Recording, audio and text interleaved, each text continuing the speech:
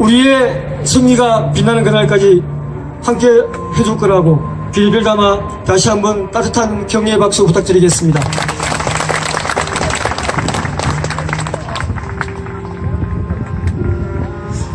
안녕하십니까.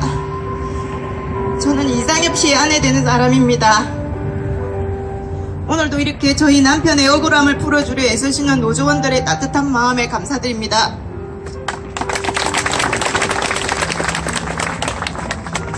남편을 잃은 슬픔에 아무것도 할 수 없는 저에게 형님의 안타까운 죽음은 우리 동료들의 무관심과 나의 부족함이라고 미안하고 죄송하다고 말해준 한 사람이 있었습니다.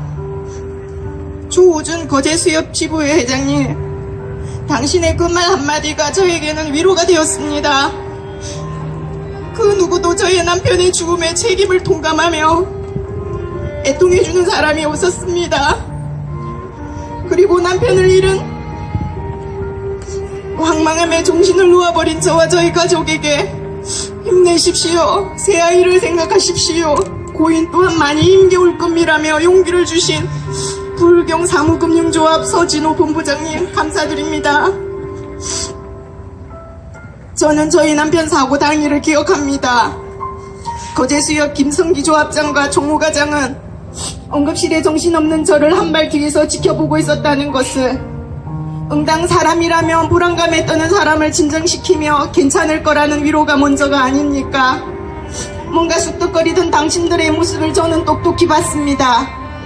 그리고 이종기 마트 단장님, 저희 남편 응급수술하고 불안함을 떨치기 위해 복도에서 서 있는 제에게 산재 처리가 될 수 있도록 최대한 도와줄 거라면서 평소에 무슨 일 없었느냐, 혹시 우울증은 앓고 있지 않았느냐, 우울증 약 먹은 기록이 있으면 산재 처리가 된다더라 등 대체 저에게, 저의 남편에게 뭘 바라고 물었나요?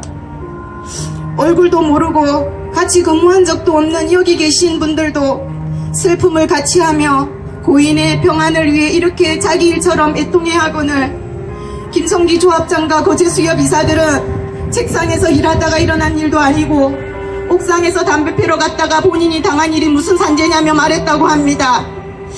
그리고 김성기 조합장 본인은 더 이상 잃을 것이 없다고 했답니다. 당신 아들 결혼시킨다고 당신이 죽인 사람의 부모에게 청첩장을 보내며 결혼식 때만은 시위를 하지 말아달라는 등 내 아들이 무슨 죄가 있냐는 말로 해놓고 막상 결혼까지 무사히 시켰으니 나는 얻을 것 다 얻었으니 너희 아들이 죽었든 살았든 내 책임이 없다며 뻔뻔함으로 일감한 당신이 과연 사람입니까? 당신들은 사람이라면 엉땅 지니고 있는 측은지신 마음마저 없습니까? 당신들이 사람입니까? 당신들 자녀에게는 그렇게 가르치십니까?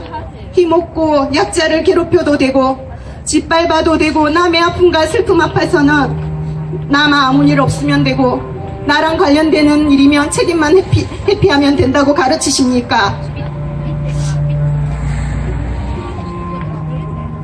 당신들은 지금껏 죄송하다는 사과 한마디, 위로 한마디 하지 않았습니다.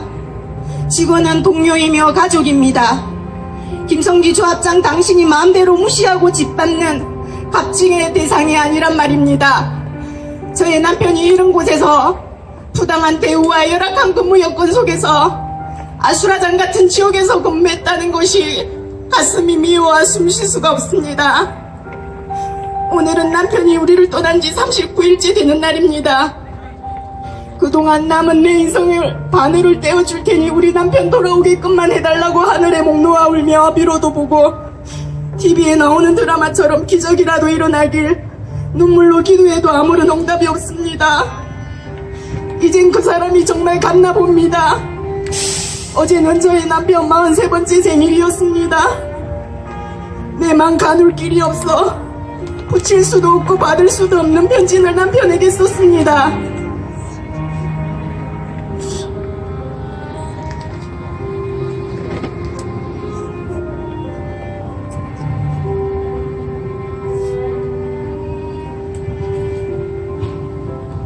내가 가장 사랑했던 사람 당신에게 오늘도 당신을 위해 이렇게 많은 사람들이 모여 슬픔을 같이 하고 애통해하며 당신의 억울함을 풀어주기 위해 새벽부터 달려와 애를 쓰고 있습니다. 보이시나요, 이 모습들이?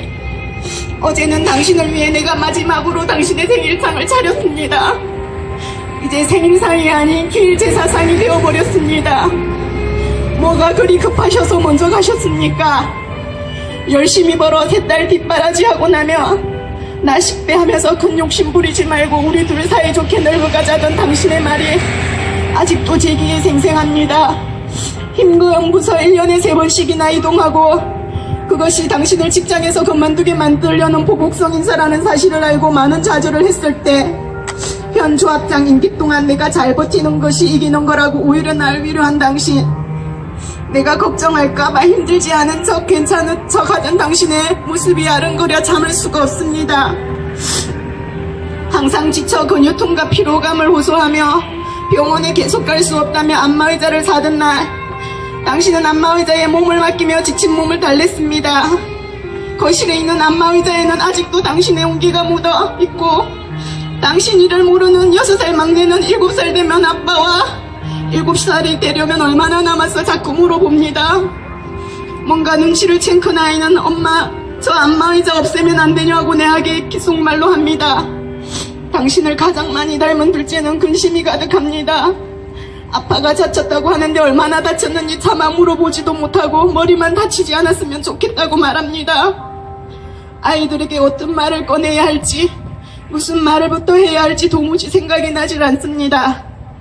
당신에게 이 슬픔이 빨리 아이들에게 이 슬픔이 빨리 지나갈 수 있길 바라고 또 바라봅니다. 내 두 손에 움켜쥐고 있는 이 슬픔을 놓아주어야 하는데 그러지를 못하고 있습니다.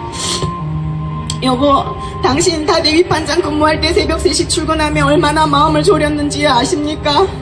출근길은 안개가 작고 꼬불꼬불한 위험한 길이라 당신이 도착했다고 연락이 오면 그때서야 안심을 했습니다. 당신이 그때 가지고 다니던 보온도시락도 주인을 잃은 슬픔에 수납장 깊숙이 들어가 있습니다. 아침만 되면 여전히 울리는 3번의 알람 소리, 5시 30분 알람, 당신 위에서 일어나 아침밥하는 시간, 6시 알람 당신 깨우는 시간, 6시 30분 알람 밥상 차리는 시간, 7시가 되면 어김없이 출근하는 당신. 지금도 밤 10시가 넘으면 복도 끝 현관문을 바라보고 있습니다. 혹시 다시 지친 몸 이끌고 여보 나와서 하고 말하며 들어올 것만 같습니다. 당신 갑자기 살이 많이 빠지고 어지럽다고 했을 때 바로 병원으로 데려가지 못한 내가 너무 한심하고, 당신 조금 쉬고 싶다고 했을 때 그럼 조금 쉬자라고 말 못한 내가 너무 원망스럽습니다. 그때 당신을 한 번 더 살펴봤더라면, 당신의 힘겨움을 알아차렸다면 모든 것이 후회로 남습니다. 얼마나 고생했을까 생각하고 얼마나 외롭고 힘겹게 직장을 버텨내고 있었는지를 생각하며 마음이 아려와 잠을 이룰 수가 없습니다. 여보, 당신을 그 차가운 곳에 지금도 홀로 두어서 미안해요. 당신을 빨리 보호해줘야 하는데, 당신의 슬픔과 아픔을 위로해줘야 하는데, 당신에게 폭력을 이루들은 그들은 오히려 큰 소리를 내며 당당해하고 있습니다. 과연 그들을 용서할 수 있을까요? 용서라는 자비를 베풀 수 있을까요? 당신의 억울함을 풀어드릴게요. 당신이 편하게 갈 수 있게 모든 아픔, 슬픔, 걱정 모두 버리고 자유롭게 떠날 수 있게끔 내가 더 용기 내고 씩씩하게 일어날게요.